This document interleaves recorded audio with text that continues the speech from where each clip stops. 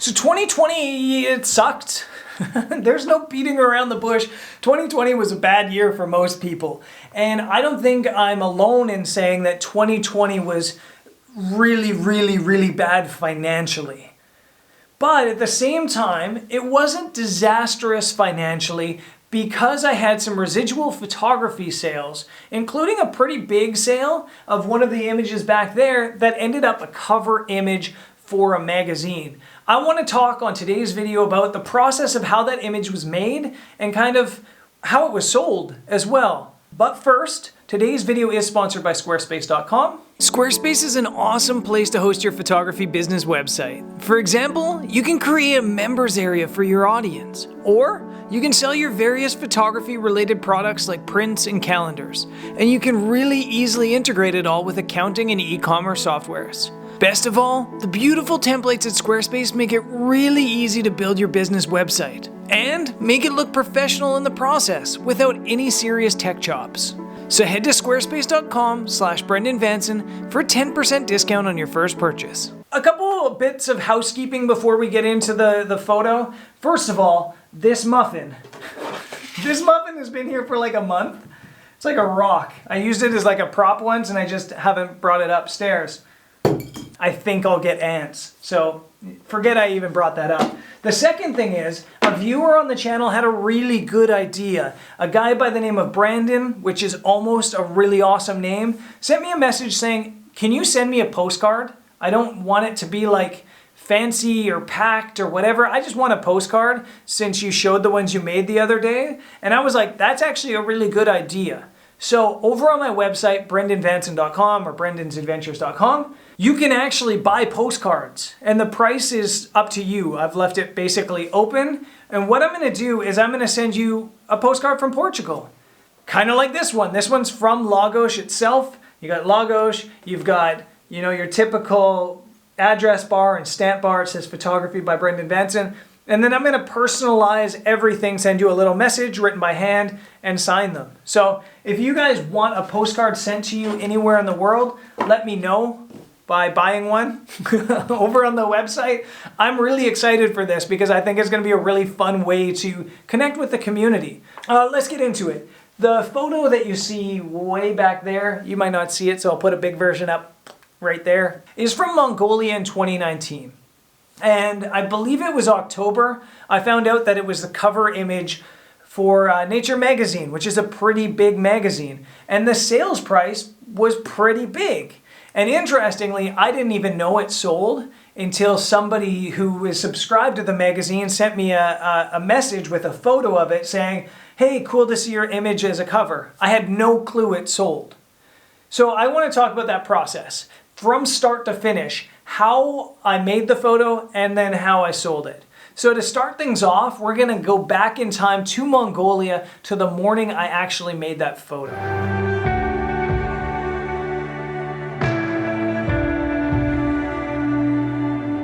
I'm up early this morning. The yaks are being herded.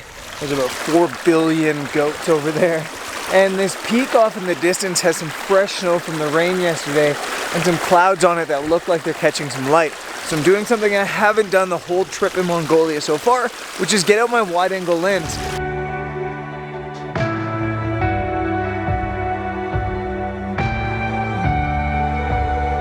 Just as I'd hoped, the light is popping. We're getting all sorts of like pre-glow hitting these clouds right on top of this peak. This sky is phenomenal.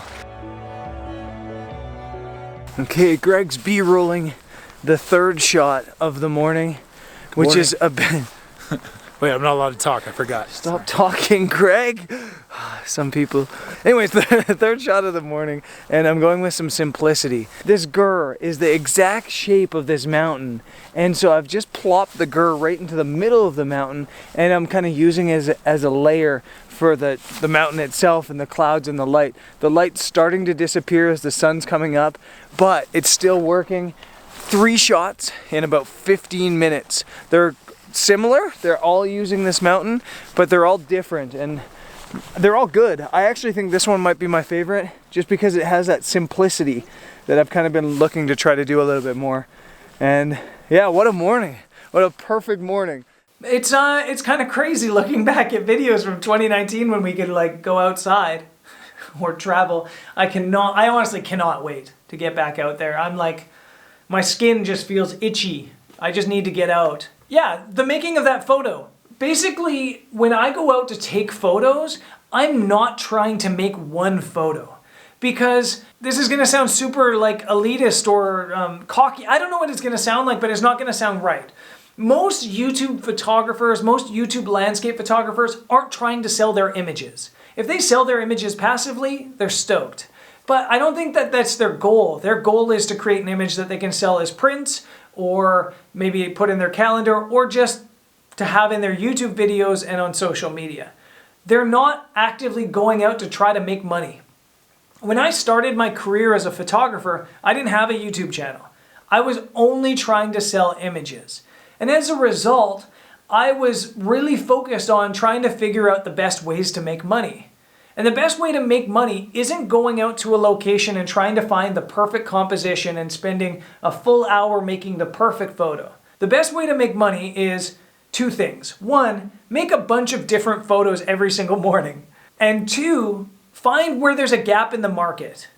The first thing is going out to shoot as many photos as you want, or as you can in the morning. And I've done many videos on this where I'm scrambling around trying to get a bunch of different photos. But on a typical morning like that one in Mongolia, I'm trying to get a landscape orientation photo,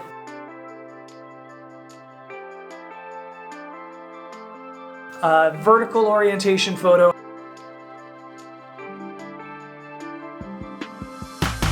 a photo with some animals,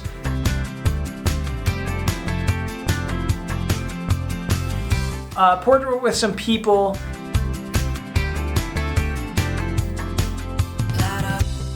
if I can achieve all of those in a morning, it's been an extremely successful morning. The other thing I'm really focused on when I'm out shooting and trying to make money is trying to make a cover image. Because in photography, the money's in a cover. If you sell a photo that's a half-page spread in a magazine, it's between $75 and $300. If you sell a cover image, that's between $750 and like $5,000 to $10,000. That's the big money. And I learned early in my career that to make those sales, you needed to shoot vertical. You need to shoot portrait orientation. And lots of landscape photographers have a hard time with this because of the shape of the earth and because the way the world is structured. Most things aren't vertical, they're wide, they're pano. Most photographers are trying to go wider rather than taller. But with magazines and newspapers, they are portrait orientation. So, yeah. Sorry, we had an order upstairs. We're open for like Uber Eats, so there was an order, so I just ran up to help. I don't remember where I was. Let's check the tape. So basically, back to magazines. Magazines and newspapers are vertical. So I trained myself to shoot vertical as often as I can. In fact, it's really, really hard for me to shoot landscape orientation now. I no longer see the world that way. I see a sandwich of the world where I have a foreground, a midground, and the background. That's the world I see now because I trained that way. And it was actually really helpful for me moving into social media because Instagram, for example, is vertical. But I shot vertical a lot because of magazines. And when I would shoot a vertical image, I would always shoot two. I'd shoot one that was cropped really well and one with a bunch of negative space in the top of the image. And the reason for the negative space at the top of the image is pretty obvious. Most magazines have their title up at the top. It says Nat Geo or whatever Nat Geo says on the top, or it says Nature, or whatever the magazine title is that you read, it's almost always up at the top of the image, so you need that dead space. But you also need negative space along the edges because usually the secondary stories they put on the side. So you almost need a conical image that has everything straight in the middle of the image with negative space on the top and along the sides. So yes, landscape orientation probably looks best most of the time, but I do portrait orientation almost for everything. So that's kind of like the in-camera thing. I will also say if you're an HDR photographer, it's really hard to sell images that are HDR to magazines. If you're manipulating images, replacing the sky, again, it's really hard to sell images to magazines. Most magazines have editorial guidelines, which means that there can't be excessive photo manipulation. Usually that means no blending to exposures. Usually that definitely means no replacing skies or things like that. If you're trying to sell images that are going to be magazine covers, editorial magazine covers, the images have to follow editorial guidelines. That's not to say you won't sell HDR images to anyone. You still can, and there is still lots of people that buy them. But most editorial magazines won't buy HDR. And again, some of it is like, I'll look at a magazine and I'll go, that's HDR. The magazine people might not know that it was HDR, but it definitely is. So sometimes they squeak through the cracks. When you're selling images, you usually have to select a button saying there was photo manipulation or not. So let's get into the selling of the images. It's quite interesting because I've sold as many old images as years before, maybe even more. In past years, I've definitely made more selling images because I'd be hired by a client to go to a destination and shoot photos, and that hasn't happened at all in 2020. That didn't happen at all in 2020. But my residual stock images have sold just as much as years past. In fact, I think I sold more in big stock than in years past. So let's talk about that image particularly. There's 3 types of ways to sell photos. One is direct through the client. That happens so rarely. And it does happen. Right now I have a brief from a client that's asking for a bunch of images for a really big price tag. So it does happen occasionally. But generally you sell images in micro stock, which is like you sell one image 1,000 times at 25 cents each to 1,000 different people, or you sell to rights managed stock agents. Rights managed stock agents usually ask for exclusivity with the image, and they have a network of clients that are constantly buying images from them. Rights managed stock agents have a really high threshold for the quality of images that they take.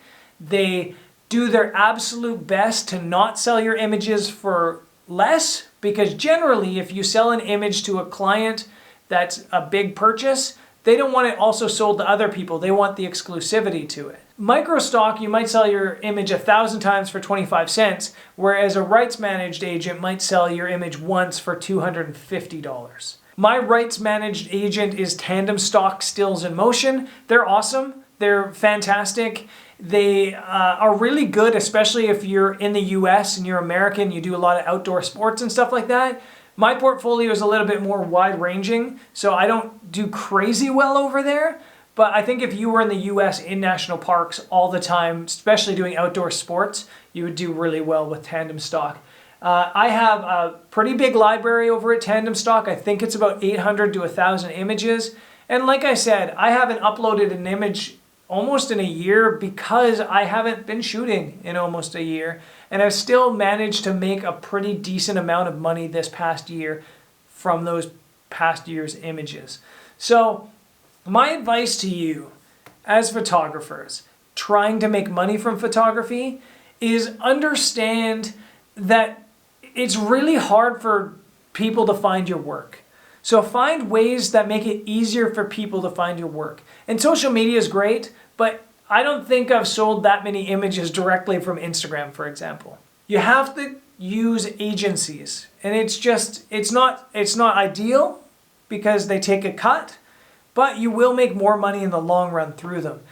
I honestly, truly believe everybody should try microstock when they're starting, for the only reason that you can really start to understand what quality actually passes the bar of acceptance.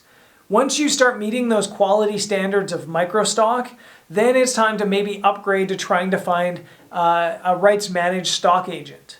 A rights managed stock agent, and there's lots of them out there, will do absolute wonders in selling your photos. They also might send you briefs for other things. For example, Tandem Stock might send a brief saying, we have a magazine that's looking for a cover image of somebody fat bike riding in Rocky Mountain National Park. And then people can go out and try to shoot that image, or if they already have one, they can submit it. So it's an easier way to sell images passively because they're actively going out there and searching for images, searching for sales for you. You as photographers, your goal should be to try to focus the most you can on photography, on creating beautiful images. And having a rights managed agent really, really helps. You kind of avoid needing to go around searching and selling. They do that for you. So go out and find a rights managed stock agent that's going to be good for you. And hopefully you'll get on a cover of some magazine at some point as well, if you're not already, because it's super, super, super empowering to see your work like that. And it's something that just never, ever gets old. What does get old is lockdowns, though. We got like another month and a half of this, so there's probably going to be a couple more videos from indoors. I'm going to day in the life of what life is like right now because it's weird. We have 2 new friends living at our house. We got 8 new legs in our house here in Portugal. I'll introduce you to those legs and the bodies attached to them. And kind of show you what we're doing upstairs because we are kind of somewhat open. And my daily life is so weird right now. So I want to share that with you. And I guess I'll see you there. Peace.